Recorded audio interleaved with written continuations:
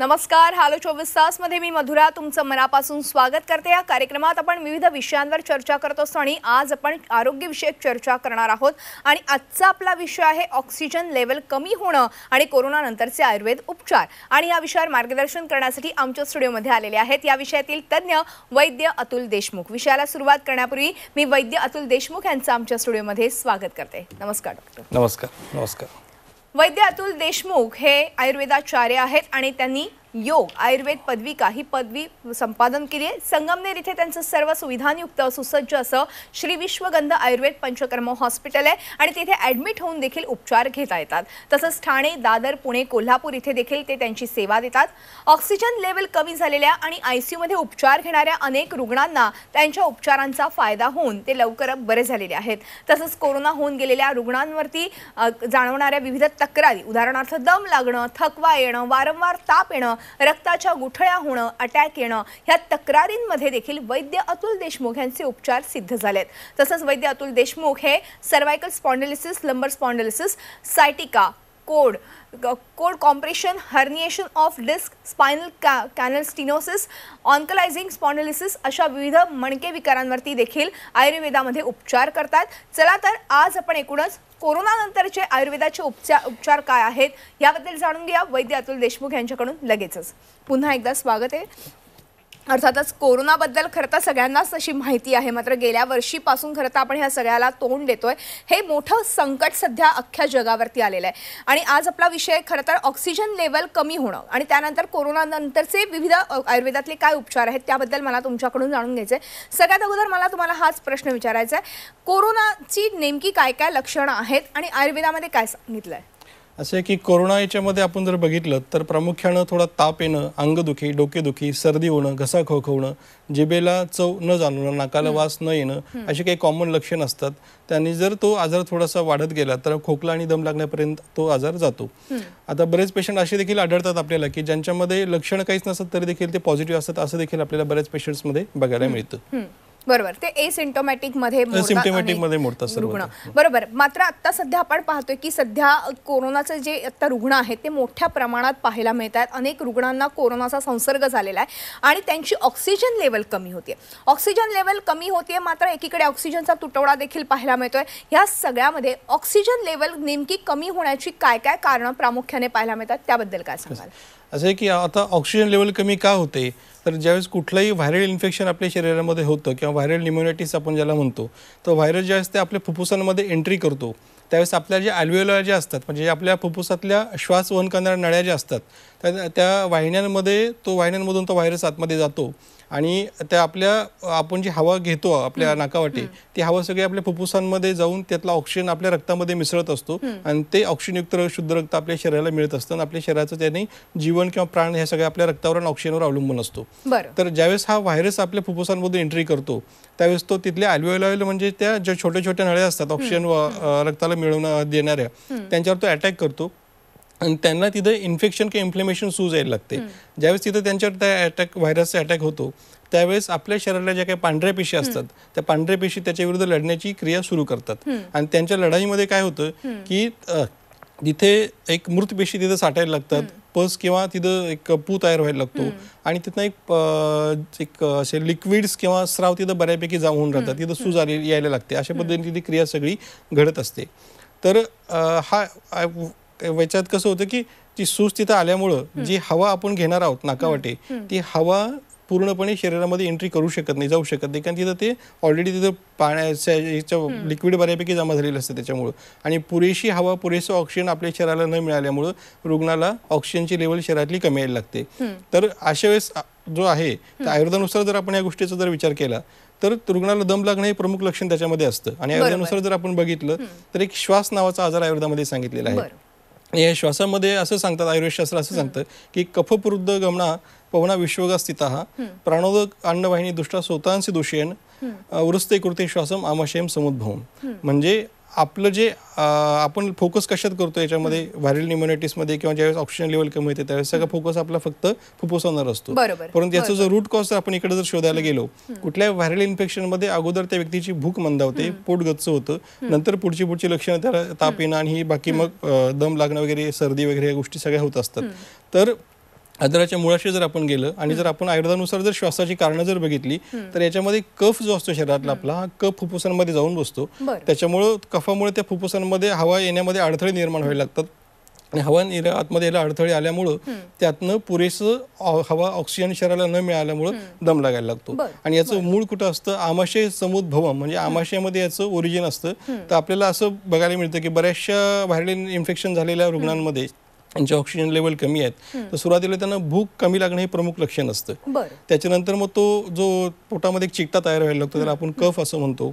आणि हा कफ ज्यावेळेस फुफ्फुसांमध्ये जाऊन बसतो त्यावेळेस तिथं तो ब्लॉक निर्माण करून हवेचं प्रमाण कमी येतं आणि मग ऑक्सिजन लेवल कमी होऊन रुग्णाला वेगवेगळे त्रास त्यातनं जाणवायला लागतात. अशा वेळी शरीर काय करतं की ते जे कफ किंवा जे त्याचं जमा झालेलं सगळं मटेरियल आहे त्याला बाहेर काढण्यासाठी तो खोकल्यात त्याचं रूपांतर होतं आणि मग खोकल्यातनं जे काही पडेल थोडंसं कफ पडतो तिथं जागा मोकळी होते. त्याच्यामुळे याच्यामध्ये प्रमुख लक्षण जर आपण बघितलं तर खोकला आणि दम हे प्रमुख लक्षण याच्यात असतं. बरोबर बरोबर. अर्थातच आता तुम्ही फार महत्त्वाचे मुद्दे ह्या ठिकाणी सांगितलेले आहेत. मात्र जेव्हा ऑक्सिजनचा विचार केला जातो तेव्हा आयुर्वेदामध्ये कशा पद्धतीने उपचार केले जातात, कारण की सध्या आपण पाहतोय मोठ्या प्रमाणात ऑक्सिजनची समस्या निर्माण झालेली आहे. अनेक जणांना श्वास घेण्यासाठी त्रास होतोय, अनेकांना ऑक्सिजन सिलेंडर्स लागतात, अनेक जण व्हेंटिलेटरवरती आहेत. तर अशा वेळेस आपण आयुर्वेदामध्ये काही असे छोटे मोठे उपचार आहेत का की जेणेकरून ऑक्सिजन लेवल आपली वाढवू शकतो? नक्कीच.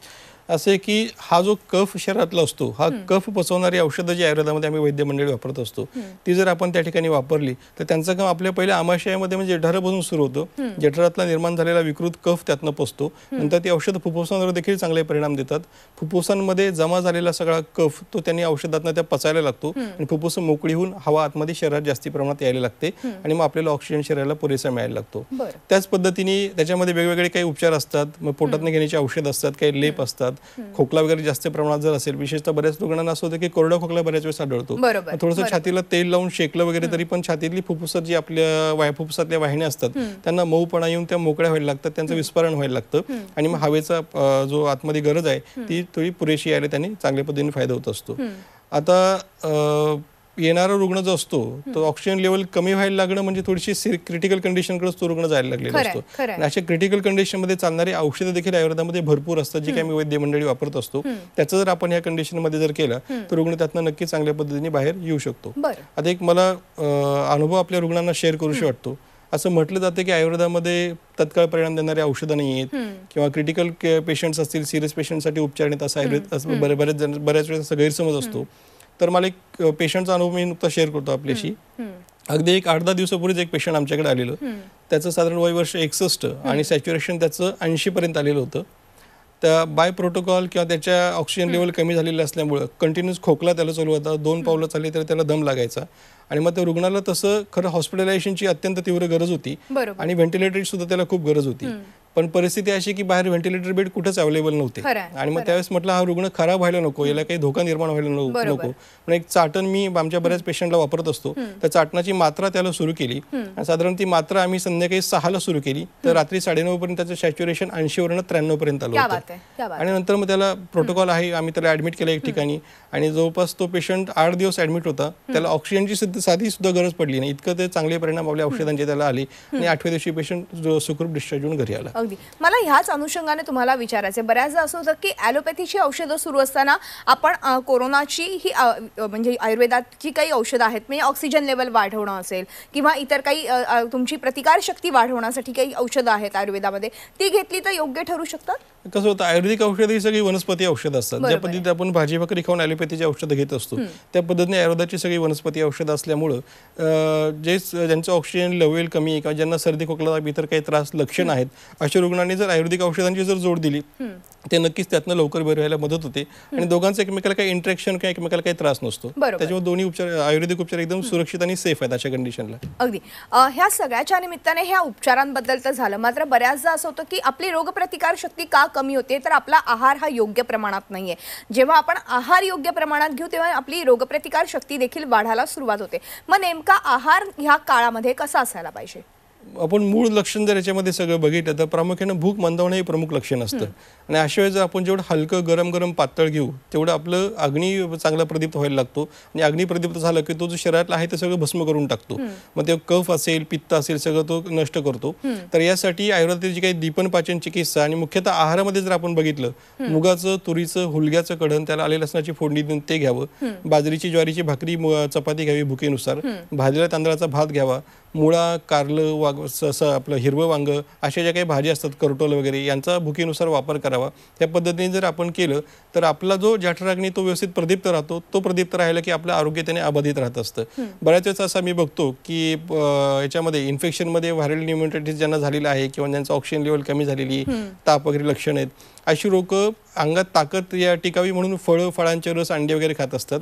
तर मुळात याची पचवायची ताकद त्या पेशंटची कमी झालेली असते आणि अशा वेळेस हे जड गोष्टी जर खाण्यात आल्या त्यातनं जो चिकटा किंवा कफ आणखी वाढणार शरीरातला त्याने इन्फेक्शन ते लवकर बरे होण्याचं विना कारण ते इन्फेक्शन थोडं लांबण्याची शक्यता जास्त असते. जेवढं हलकं गरम गरम पातळ घेऊ आणि गरम पाणी वगैरे पिऊ आपण तेवढं चांगलं याच्यामध्ये. त्याच पद्धतीने आलं घातलेला तुळशीचा चहा वगैरे 2 टाइम घेतला तरी पण चालतो. दूध वगैरे या गोष्टी बंद कराव्यात. बरोबर. म्हणजे अशा पद्धतीने आहार घेतला तर नक्कीच तो उपयुक्त आणि फायदेशीर ठरू शकतो. आपल्यापर्यंत आतापर्यंत खरं तर अनेक लोक पोहोचलेली आहेत आणि त्यांनी कोरोनानंतर उपचार घेतलेले आहेत. कारण की बऱ्याचदा असं होतं की कोरोनानंतर बऱ्याच केसेस अशा येतात की अजूनही दम लागतोय, थकवा जाणवतोय, तर त्यानंतर आपण आयुर्वेदातले हे उपचार घेतले तर त्यांना त्याचा फायदा झालेला आहे. असे काही रुग्णानुभव आपल्यापर्यंत पोहोचले, त्याच्यातलाच एक निवडक रुग्णानुभव आपण जाणून घेऊयात काय म्हणतात ते. नक्कीच. नमस्कार. माझे मोठे बंधूंना 16 एप्रिल रोजी कोरोना डिटेक्ट झाला पॉझिटिव्ह. त्यांचा 16 एप्रिलला HRCTचा स्कोअर होता 5. तेव्हा आम्ही हॉस्पिटलाइज केलं. हॉस्पिटलाइज केल्यानंतर 3 दिवसामध्ये तो स्कोअर 14पर्यंत गेला. 14पर्यंत गेल्यानंतर त्याची सिच्युएशन क्रिटिकल झाली. क्रिटिकल झाल्यानंतर O2ची रिक्वायरमेंट आली. सुरुवातीला 2.5 लिटर, नंतर 5 लिटर, नंतर 7.5 लिटर. त्याच्यानंतर डॉक्टरांनी त्यांचे सर्वतोपरी प्रयत्न केले. त्याच्यानंतर आम्हाला एक टोसिझुमॅब हे 40,000चं इंजेक्शनची रिक्वायरमेंट दिली, पण ते महाराष्ट्रात कुठेच अवेलेबल झाले नाही. पर्यायाने आम्ही आयुर्वेदाकडे देशमुख सरांकडे आलो आणि त्याचं सॅच्युरेशन तेव्हा होतं 7 लिटर O2 असताना 88-89. सर्व परिस्थिती देशमुख सरांना सांगितल्यानंतर त्यांचे औषधोपचार चालू केले. 3 दिवसात त्याचं सॅच्युरेशन O2 निघून 94-95 आहे. आजच्या डेटला पेशंट डिस्चार्ज होऊन घरी व्यवस्थित आहे. आत्ताच आपण खरं तर हा रुग्णानुभव ऐकलेला आहे की आयुर्वेदातले हे जे उपचार आहे, जेव्हा ॲलोपॅथीचे तुम्ही उपचार घेत असतात तेव्हा तुम्ही आयुर्वेदाचे उपचारही सुरू केले तर नक्कीच त्याचा फायदा देखील होताना दिसतोय. आणि ज्यांना कोणाला जर कन्सल्टेशन करायचं असेल, डॉक्टरांशी बोलायचं असेल तर खाली दिलेल्या नंबरवरती तुम्ही संपर्क साधू शकता. त्याचबरोबर सध्या डॉक्टर ऑनलाईन कन्सल्टेशन देत आहेत, औषधं देखील तुम्हाला मिळणार आहेत. या सगळ्याबद्दलची माहिती आपण डॉक्टरांकडनं जाणून घेऊयाच. पण तत्पूर्वी एक महत्त्वाचा प्रश्न. आत्ता आपण हा रुग्णानुभव ऐकला. बऱ्याचदा असं होतं की पेशंट ॲडमिट असतो, नातेवाईक घरात असतात, तर अशा वेळेस ह्या पेशंटपर्यंत ही औषधं पोहोचवणं, कारण की आत्ता त्यांनी सांगितलं काही औषधं मिळतही नाहीत आणि त्यामुळे बऱ्याचदा जीव जाण्याची देखील शक्यता असते. तर अशा वेळेस आपण ह्या थोड्याशा प्रमाणात जर आयुर्वेदातले काही उपचार केले तर नक्कीच त्याचा फायदा होऊ शकतो का? तो कसा काय? कसं आहे की आता आमच्याकडेही बरेच पेशंट्स येतात, म्हणजे पेशंटचे रिलेटिव्ह येतात. आता बहुतेक क्रिटिकल पेशंटचेच सगळे रिलेटिव्ह येतात. तर पेशंट ICU मध्ये ॲडमिट असतो, लांब लांबचे लोक असतात, आम्हाला तिथे प्रॅक्टिकली पोहोचणं शक्य नसतं आणि पेशंटला इथे दवाखान्यात येणं आमच्याकडे शक्य नसतं. अशा वेळेस आम्ही काय करतो, पेशंटचा जो रिलेटिव्ह आहे तो पेशंटचे सगळे रिपोर्ट्स घेऊन येतो आणि त्याचे जे काही लक्षणे तेच सांगतो. त्या पद्धतीने आम्ही पेशंटचं जर फोनवर बोलणं शक्य असेल, फोनवर बोलून ऑनलाईन कन्सल्ट करून त्यांना मेडिसिन्स देतो किंवा मग रुग्णांनी सांगितलेल्या लक्षणानुसार पेशंटला औषध देत असतो. त्या पद्धतीने या उपचार बऱ्याच रुग्णांना आम्ही केलेले आहेत, आतापर्यंत ICUतल्या रुग्णांना देखील केलेले आहेत आणि ते पेशंट्स त्यातनं लवकर त्यातनं बरे व्हायला त्यांनी चांगल्या पद्धतीने फायदा झालेले आहेत. त्या पद्धतीने देखील आपल्याला काम याच्यामध्ये करता येतं. क्या बात आहे. अर्थातच म्हणजे कोरोना असताना देखील आपण हे उपचार घेऊ शकतात. जरी हॉस्पिटलमध्ये आपली व्यक्ती आजारी आहे, त्याच्यावर ट्रीटमेंट सुरू आहे, तेव्हा देखील आपण हे उपचार घेऊ शकतो. मात्र बऱ्याचदा डॉक्टर कोरोना होऊन गेल्यानंतर पोस्ट कोविड जे काही आपल्याला बघायला मिळतात सिम्पटम्स किंवा जे काही त्रास बघायला मिळतात त्याच्यामध्ये विशेषतः दम लागणं, अस्वस्थ वाटणं किंवा सतत थकवा जाणवतं, तर अशा वेळेस आपण आयुर्वेदातले उपचार करू शकतो का आणि ते कोणते आहेत? नक्कीच. तर प्रमुख लक्षण जर आपण ज्यावेळेस बघतो याच्यानंतर कोविड नंतर, तर ते असतं प्रामुख्यानं थकवा येणं, हे प्रमुख लक्षण असतं. ज्यावेळेस कुठलाही ताप शरीरामध्ये येतो त्यावेळेस आपल्या शरीरामध्ये काही सप्तधातू असतात, रस, रक्त, मांस, अस्थि, मज्जा, शुक्र, त्यातल्या रसधातू जो आपला आहे त्याची ताकद त्यातनं कमी पडायला लागते. आणि धातूंची कार्य जर आपण बघितली तर प्रीणनम जीवनम लेपहा स्नेहो धारण पुरणे असं एक आयुर्वेदशास्त्रामध्ये सांगितलेले आहे. प्रीणन म्हणजे शरीराला बळ देणं, ताकद देणं, शरीराचा उत्साह टिकून ठेवणे हे काम आपल्या रसधातूचं असतं. आणि ज्यावेळेस आपल्याला ताप येतो किंवा कोविड सारखा आजार होऊन जातो त्यावेळेस या रसाचा क्षय होतो किंवा त्याचं प्रमाण शरीरातलं कमी यायला लागतं. अशा वेळेस रसधातू वर्धन करणारी जी काही आयुर्वेदामधली उपचार पद्धती असते त्याच पद्धतीने रक्तावर जाणारी औषधं देखील आयुर्वेदातली जी असतात. आणि रक्तम जीव इथे स्थिता असं देखील आयुर्वेदशास्त्र सांगतं. आपलं जीव किंवा प्राण हा रक्तावर अवलंबून असतो.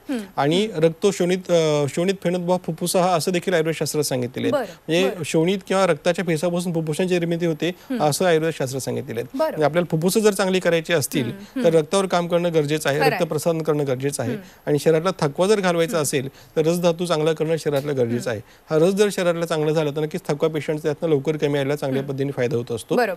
बऱ्याच वेळेस असं होतं की रुग्ण ऍडमिट असताना मटन सूप वगैरे घेत असतात भूक कमी असताना.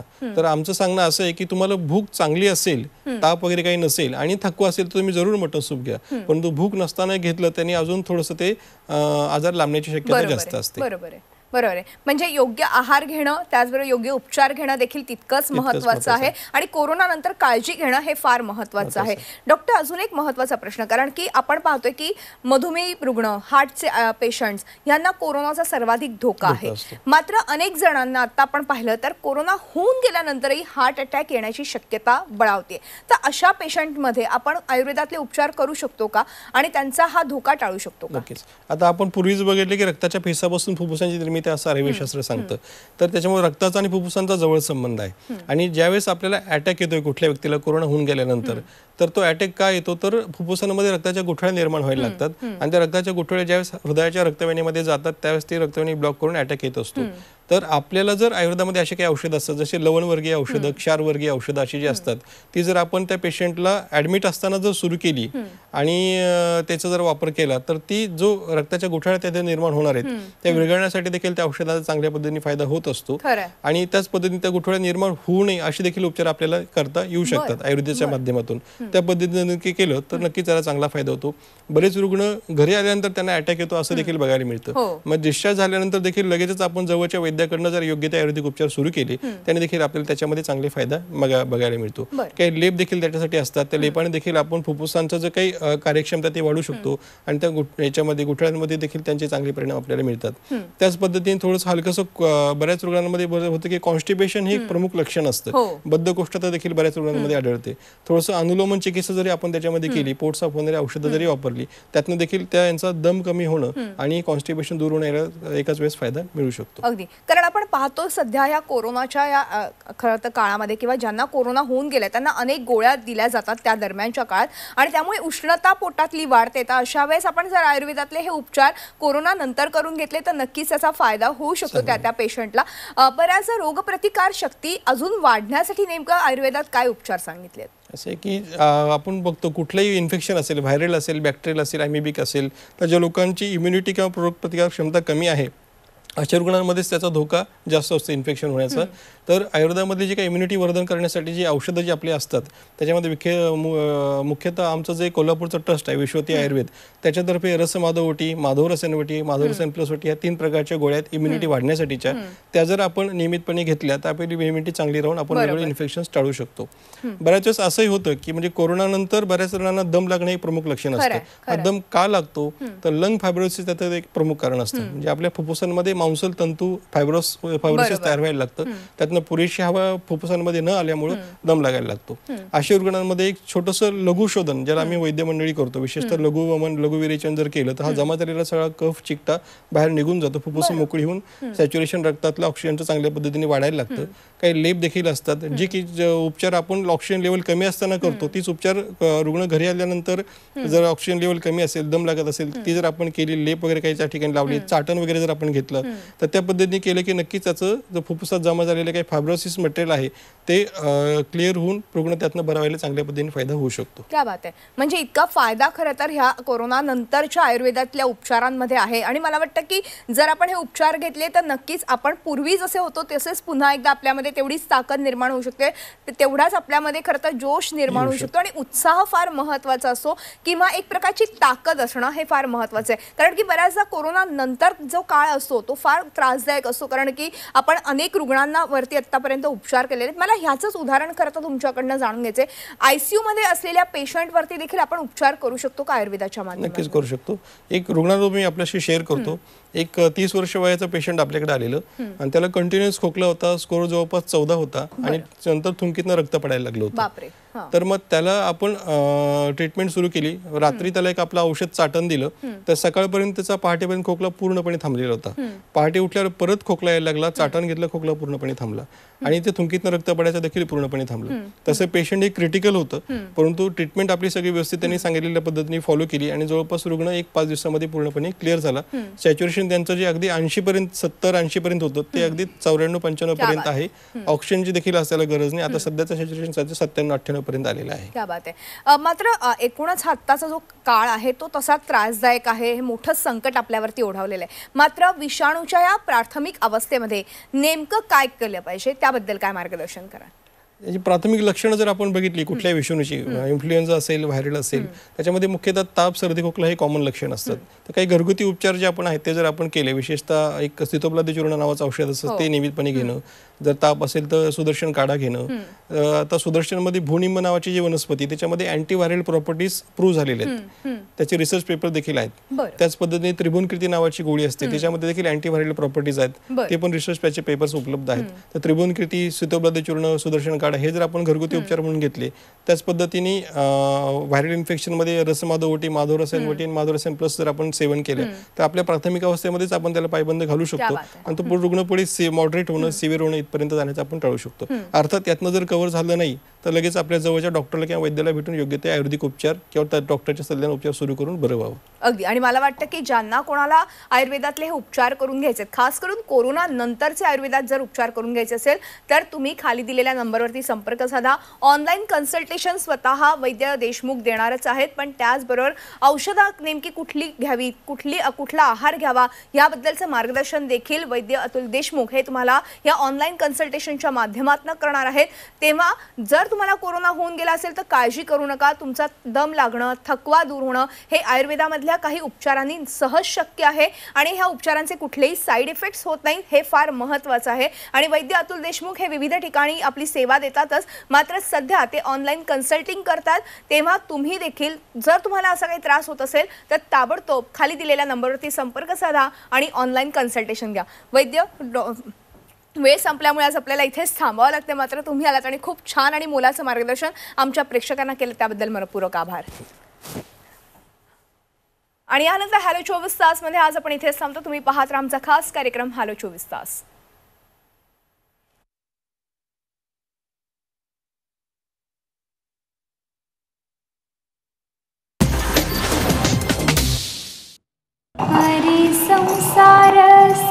बहिणाबाईंची जात्यावरची ओवी म्हणजे